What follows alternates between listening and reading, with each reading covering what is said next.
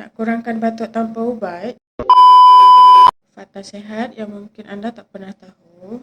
Hai korang, hari ini saya nak share tentang makan coklat boleh bantu kurangkan batuk. Betul ke?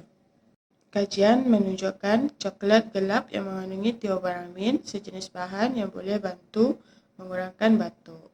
Tapi pastikan anda memilih coklat gelap yang asli, bukan yang penuh dengan gula. Dan makan berpada-pada sebab coklat tinggi kalori boleh naikkan berat badan. Fakta menarik bukan? Jangan lupa share untuk ilmu bersama. Bye.